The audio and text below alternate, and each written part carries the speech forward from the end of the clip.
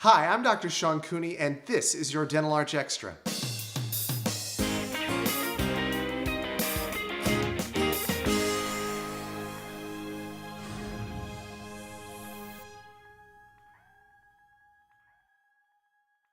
This edition of the Dental Arch Extra focuses on new dentists and the challenges they face during their first decade as licensed practitioners. We sat down with Dr. Rob Reddy, an oral surgeon in his third year of practice, and his wife, Dr. Allison Winkler, a general dentist in her fourth year of practice. Together, we discussed honing skills, developing speed, and learning the ropes of the business of dentistry. Rob, you are 3 years.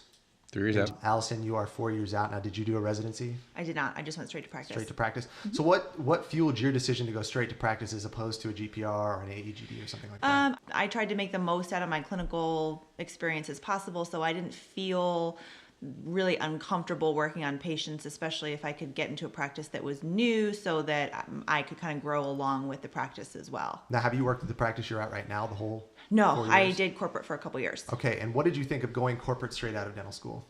I think it was kind of a double-edged sword. I'm thankful for my experience there. I think I'm a better clinician when it comes to speed, for sure. How did being in corporate make you faster? Because in my experience with corporate, they wanted, you had to, or else you lost major money. Like you were in a hole and you owed them, potentially thousands of dollars. I didn't have that degree of pressure. I went to work for which was a new corporate chain. Okay. I opened the first office that they started in St. Louis, so it wasn't an established practice where there was already 40 patients a day on my schedule to begin with. Okay. So the day that I walked in the door was the day they opened their doors to the public as well. So my schedule grew kind of gradually. Gotcha. But I was the only one who was there, so either that filling was going to get done or the patient was going to walk out. So Gotcha. It was really kind of a sink or swim. But it got my speed up. It got, especially the part where it came to presenting treatment to patients, which you really don't have to do in dental school. Not with the financial considerations. No. And I learned how to treatment plan and how to talk to patients, how to get case acceptance. So even though it wasn't where I wanted to spend my whole career, I think it was a good stepping stone. Now, Rob, you work in a group practice. Absolutely. Yep. And you worked in this group practice since you got out of your residency. Yeah, so I did a residency, then I did a 1-year fellowship at Mercy Hospital. Okay. Yes. But your private practice experience has been with the same group of guys. So how, Allison, you worked by yourself. Mm-hmm. I worked by myself. How did coming out and having a group practice? Oh, a group practice for me definitely gave me a little more confidence to do some of the things that maybe you wouldn't have done straight out of like residency, just because you have someone who has the experience, knowledge, and know how to kind of back you up if things did go the wrong way, which is nice. Other things that definitely allowed me to, for group practice, at least the way that my group is structured, is that we are a true group practice. There's not, kill or eat what you kill. It's everyone works together, which is unique because I have a lot of friends who work for other practices, right, and they're fighting for space, time, patience. Right. So I really am lucky where it was a fostering in environment where they wanted you to do a good job. Right. You weren't rushed. Like, just do a good job, get it done. And that's all that they've ever asked me. It's not like, here's your numbers, why aren't you over here yet? It's simply, just make sure the patients get treated well and you keep everyone happy. And in the article in the Dental Arch about my first 10 years, one of my points was that when you're starting out, you need to hone your skills. You've done, if you've done maybe 10 crowns, Me? I don't 15 to graduate. Yeah. Okay. How did you, because you probably passed through that phase by now, but how did you come out of school with those budgetary constraints from the patients and yet say, well, I need to keep doing these procedures over and over again in order to become, second nature with them? At least I can talk for myself. I was very fortunate. I went to a residency program which we had an implant center and we had an implant fellowship. And we were actually sponsored by Nobel Biocare. So Gotcha. I was pushing implants like literally maybe 30 a week. It was Right. it just so to me the excitement of of putting a screw in a bone wasn't there. I was at that level where I wanted to start doing the higher end work, start thinking about more of the prosthetic portion of it. So to go back to your question, again, I think I'm in a unique spot where I never felt pressure to sell. And fortunately, I had a lot of experience walking out. So to me, really, it's been more about just doing good work for the patient and doing what's right, because nothing's better, I think, than word of mouth. The fact that I was by myself helped me, that I was the only one who was there to be able to do the work. Okay. I have known a lot of classmates who have gone into private practice with an established dentist where they ended up being an overpaid hygienist for quite a while because the practice owner kept all the good cases for himself. Right. I really didn't have a choice. Right. If you needed a tooth fixed, I was the only one there to do it.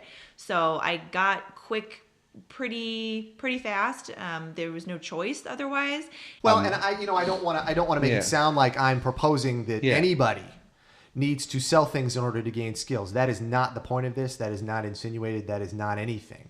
I happened to work for two places where everybody got it for free: the military and public health. Nice. And so you just did what needed to be done, and you finished. Yeah. But in private practice, especially in a corporate private practice, and I think a lot of patients think that we do this for the money.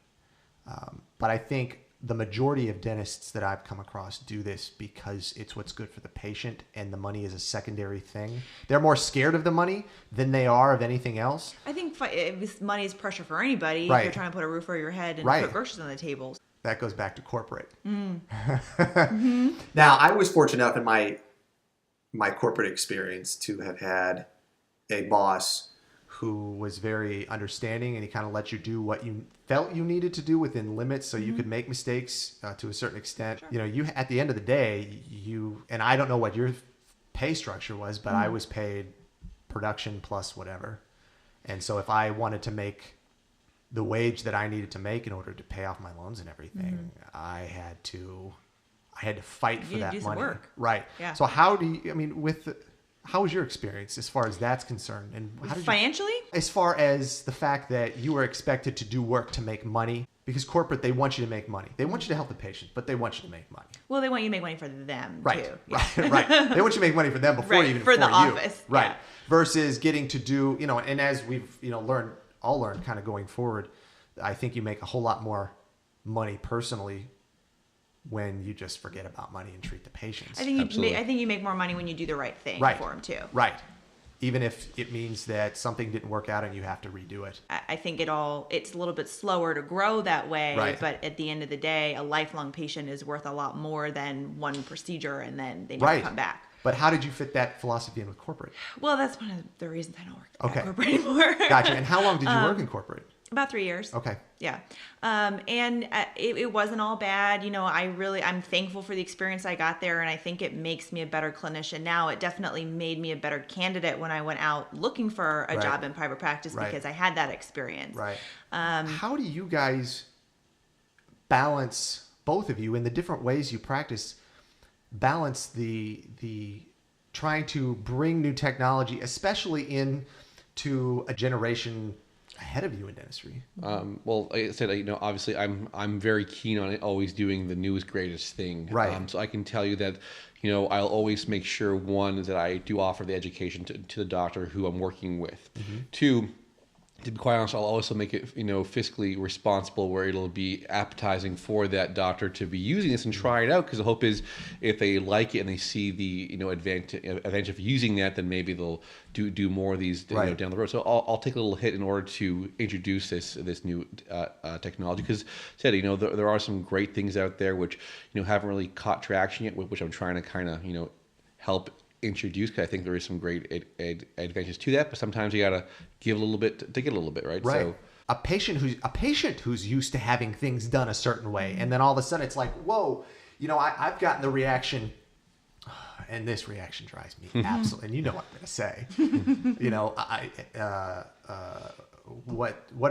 it's something that we're needing to pay for, which is why we charge what we charge to justify this new technology or something like that. So how do you guys Allison, how do you introduce that to a patient who's used to seeing something a different way? So my biggest struggle has not necessarily been communicating with the patients about their treatment plan. I tend to figure out a pretty understandable way of coming across as to where if I can explain the pros and cons in a simple enough way, I don't have a huge problem with patient acceptance or with acceptance for treatment with my patients. I just went to a lecture last week that was talking about a 10-year survival rate of a 3-unit bridge versus an implant. And if you have to replace that bridge in 10 years versus not replacing the implant, your long-term cost is actually going to be lower for doing an implant. Right. So generally, the patient acceptance is not a huge problem. My bigger struggle is treatment planning things working for a dentist who's been in practice for about 28 years. Right. And the way that he wants to treatment plan is different than what I do. So how do you, when that happens and they say, I want Dr. So-and-so, how do you handle that? A lot of times if I bring a patient chart to him and go over the treatment, he will usually see my side and tends to agree. We haven't had a whole lot of conflict with that, but I generally don't see a whole lot of pushback with patients if you sit down and explain things well enough and you make a treatment plan that's phased so you're not asking for $20,000 all up front. Right.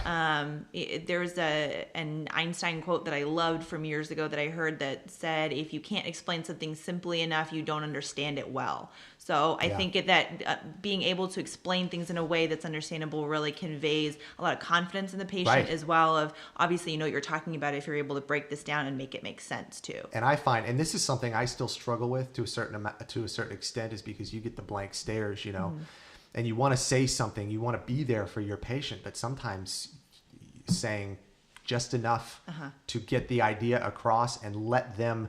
There's tons of dental gurus out there, but there's one that I really liked. He's got a good book. His name is Paul Homily. I knew you were going to talk about him. Yeah. And the emotional benefit to everything. So you've got to do what is appropriate for the patient. I just did a case where the guy was neglected for 20 years, anterior wear. I'm talking like into the pulp anterior wear, and he lost vertical like you wouldn't believe. And $14,000. And how do you tell somebody they need to spend $14,000? And then sit with that with them. So you mentioned $20,000, Rob, being that you're an oral surgeon, implants, wisdom teeth.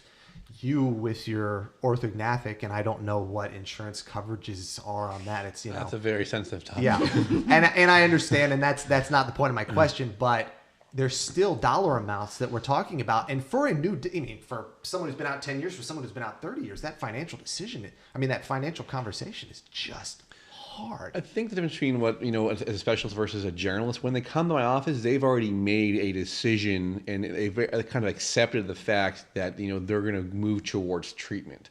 Right. So I'm at a big advantage I think, quite honestly, when they come to my office, they've made a choice that they want to come see me. So they're kind of already past that stage. They're more like, all right, now what, stage. Yeah, but to an extent, if I send someone to you, and I've gone over the three replacement options that we're supposed to go over, and they're saying, well, I just want to get my teeth in 2 weeks, and I don't want to spend all this money.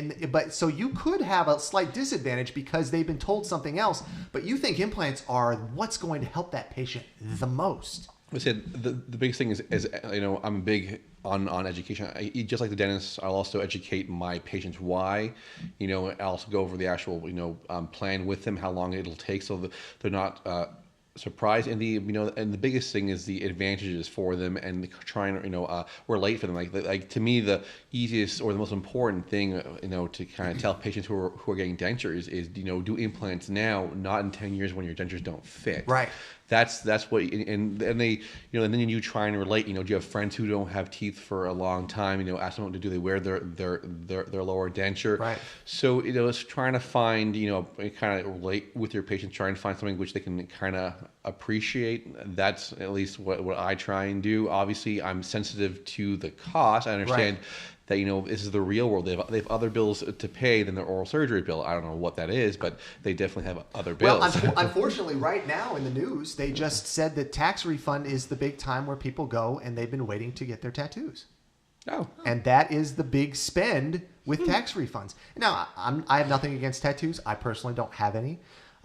But if you have the choice between being able to eat or having a tattoo, how do you compete with that? And especially being a new dentist who's 4 years and 3 years, you've had a lot of experience. Me, 12 years, I've had a lot of experience talking with people about costs and this and that. But how do you guys compete? A lot of that blunt honesty of saying this is your decision, and if you want to deal with the consequences, that's up to you. Sometimes people do appreciate that you're not trying to force them into doing something, right. so then they can look back at you and say, you made me do this. Right. I have a lot of physical models of things, yes. that if they can hold it in their hand and right. see how difficult it is to get the denture off. Right. The snap. Snap factor. Yeah. That kind of sinks in a little bit with them too. But what we were talking about before, if I can steer it back for a second, I was going to ask you about having a big bill when patients walk into your office. How much do you expect that the general dentist has laid the groundwork for expectations for when a patient walks in for that amount of money? Do you feel like you have to do a lot of selling, or do you feel like most of your referrals have kind of laid some of the groundwork down for you so patients know? Well, here's the thing. I don't sell things. I'm a clinician. I'm not a salesman, and that's what, off the bat. Fortunately, say my group, I don't have to. It's all about doing right. good work. Right.